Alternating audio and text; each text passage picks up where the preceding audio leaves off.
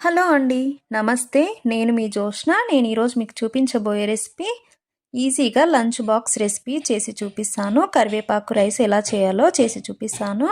ముందుగా దీనికోసం నేను ఒక 1 కప్ వరకు కరివేపాకు రెమ్మల్ని మంచిగా వాష్ చేసేసుకొని పెట్టేసుకున్నాను. ఒక నిమ్మకాయ సైజ్ అంతా చింతపండు రసాన్ని తీసుకొని పెట్టేసుకోవాలి. నేను దీనికోసం రైస్ను ఉడికించి పెట్టేసుకున్నాను. స్టవ్ మీద ప్యాన్ పెట్టేసుకొని ప్యాన్ కాస్త హీట్ అయిన తర్వాత మనము కరివేపాకు రెమ్మల్ని స్లో ఫ్లేమ్లో పెట్టేసుకొని డ్రైగా అయ్యేంత వరకు వేయించుకొని పెట్టేసుకోవాలి. వీటిని చాలా క్రంచీగా వచ్చేలాగా మనము ఫ్రై చేసేసుకోవాలి.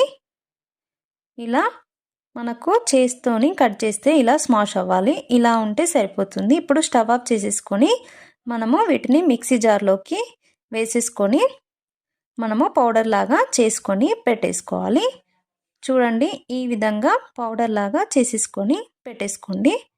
ఇప్పుడు అదే ప్యాన్లో 1 టేబుల్ స్పూన్ వరకు ఆయిల్ని వేసేసుకొని ఆయిల్ కాస్త హీట్ అయిన తర్వాత ఇందులో 1/2 టీ స్పూన్ వరకు జీలకర్ర, 1/2 టీ స్పూన్ వరకు ఆవాలు, ఇంకా 1 కప్ వరకు పల్లీలని ముందుగానే వేసేసుకొని వేయించుకోండి. పల్లీలని ఎప్పుడైనా ముందుగానే వేసేసుకొని ఫ్రై చేసుకోవాలి. అప్పుడే మనకు మంచిగా ఫ్రై అయిపోతాయి. ఇవి కాస్త ఫ్రై అయిన తర్వాత కొద్దిగా శనగపప్పు, మినప్పప్పును కూడా వేసేసుకోండి. ఇవి కూడా వేసుకున్న తర్వాత ఒక 2-3 ఎండుమిరపకాయలని కూడా వేసేసుకొని వీటిని ఫ్రై చేసేసుకోవాలి. ఇవి కాస్త ఫ్రై అయిన తర్వాత ఒక 4-5 కరివేపాకు రెమ్మల్ని కూడా వేసేసుకొని కలిపేసుకోండి. ఇందులో ఒక 1 టీ స్పూన్ వరకు వెల్లుల్లిని వేయాలి. ఇలా చిన్న చిన్న ముక్కల్లాగా కట్ చేసుకొని వేసేసుకోండి. మంచి టేస్ట్ వస్తుంది. ఇప్పుడు ఇందులో కొద్దిగా పసుపును వేసేసుకొని కలిపేసుకోవాలి. ఇప్పుడు ఇందులో కొద్దిగా జీడిపప్పును కూడా వేసేసుకొని మనము ఇప్పుడు ఈ పోపుని మొత్తం మంచిగా ఫ్రై చేసేసుకోవాలి. చూడండి, ఈ విధంగా పోపుని మొత్తాన్ని ఫ్రై చేసేసుకొని పెట్టేసుకోండి. ఇప్పుడు ఇందులో మనము ముందుగా గుజ్జుని ప్రిపేర్ చేసి పెట్టుకున్నాం కదా, చింతపండు రసాన్ని ఇందులో వేసేసుకోండి. ఇది వేసుకున్న తర్వాత ఒకసారి కలిపేసుకోవాలి. ఇలా కలుపుకున్న తర్వాత ఇప్పుడు ఇందులో మనము టేస్ట్కి సరిపోయే కారాన్ని ఇంకా ఉప్పును వేసేసుకోండి. నేను 1 టీ స్పూన్ కారం, 1 టీ స్పూన్ వరకు సాల్ట్ని వేసేసుకుంటున్నాను. ఇంకా మనం ముందుగా గ్రైండ్ చేసి పెట్టుకున్న కరివేపాకు పౌడర్ని కూడా ఇప్పుడే వేసేసుకొని ఒకసారి కలిపేసుకోవాలి. ఇలా కలుపుకున్న తర్వాత మనము ఒక 5 మినిట్స్ పాటు మూత పెట్టేసుకొని మనము కుక్ చేసేసుకోవాలి. ఇలా కుక్ చేసుకోవడం వల్ల కరివేపాకు పచ్చి స్మెల్ రాకుండా ఉంటుంది. ఇంకా చింతపండు రసం కూడా కుక్ అయిపోవాలి. చూడండి, ఇలా ఆయిల్ పైకి వస్తే సరిపోతుంది. ఇలా ఉన్నప్పుడు మనము రైస్ని వేసేసుకోవచ్చు. నేను మామూలు రైస్ని వేసుకుంటున్నాను. మీరు బాస్మతి రైస్ కూడా వేసేసుకోండి. ఇలా రైస్ను వేసుకున్న తర్వాత ఒకసారి మొత్తం కలిపేసుకోవాలి. ఇలా రైస్కి పట్టేలాగా మంచిగా కలుపుకొని పెట్టేసుకోండి. ఒక 2 మినిట్స్ పాటు హై ఫ్లేమ్లోకి పెట్టేసుకొని ఈ అన్నాన్ని బాగా కలిపేసుకోవాలి. ఇలా కలుపుకోవడం వల్ల మంచిగా రైస్కి పడుతుంది. అంతేనండి, చాలా సింపుల్గా చేసేసుకోవచ్చు. చాలా హెల్దీ రెసిపీ. ఈ రెసిపీని తప్పకుండా ట్రై చేయండి. ఫస్ట్ టైం కనుక మీరు మా ఛానల్ని చూస్తే ప్లీజ్ సబ్స్క్రైబ్ చేసుకొని సపోర్ట్ చేయండి.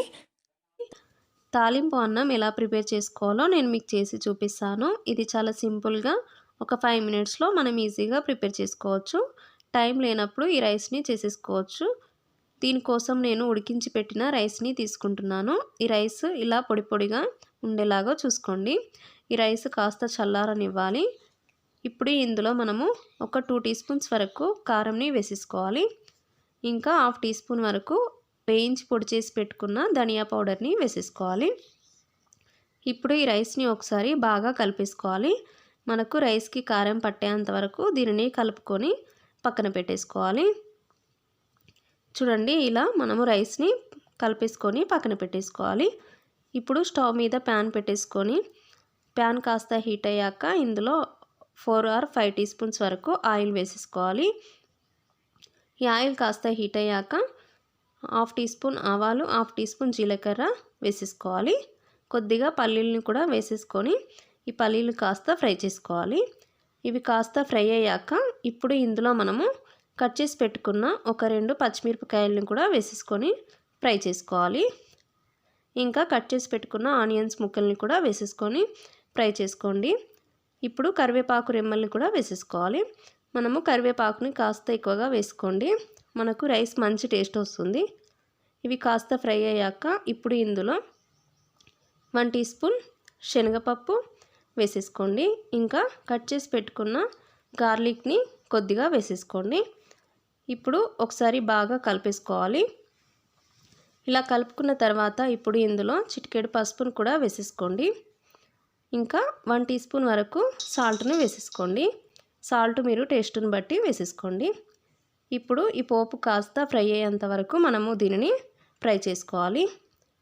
చూడండి, ఇలా ఉంటే సరిపోతుంది. ఇప్పుడు మనం ఇందులో ముందుగా ప్రిపేర్ చేసి పెట్టుకున్న రైస్ని ఇందులో వేసేసుకోవడమే. ఈ రైస్ను మొత్తం ఒకేసారి వేసేసుకొని మనం ఒకసారి బాగా కలిపేసుకొని పెట్టేసుకోవాలి. చూడండి, ఇప్పుడు ఒకసారి బాగా కలుపుకొని ఒక 5 మినిట్స్ మూత పెట్టేసుకొని కుక్ చేసుకోవాలి. 5 మినిట్స్ కుక్ చేసుకుంటే సరిపోతుంది. ఇప్పుడు ఒకసారి మూత పెట్టేసుకొని స్లో ఫ్లేమ్లో పెట్టేసుకొని కుక్ చేసుకోండి. 5 మినిట్స్ తర్వాత మూత తీసేసుకొని మనం ఒకసారి హై ఫ్లేమ్లో పెట్టేసుకొని ఒకసారి బాగా కలిపేసుకోవాలి. అంతేనండి, స్టవ్ ఆఫ్ చేసేసుకొని సర్వ్ చేసేసుకోవడమే. చాలా ఈజీగా చేసేసుకోవచ్చు. ఈ వీడియో మీకు నచ్చితే ప్లీజ్ లైక్ చేయండి, షేర్ చేయండి, సబ్స్క్రైబ్ చేసుకోండి. Thank you.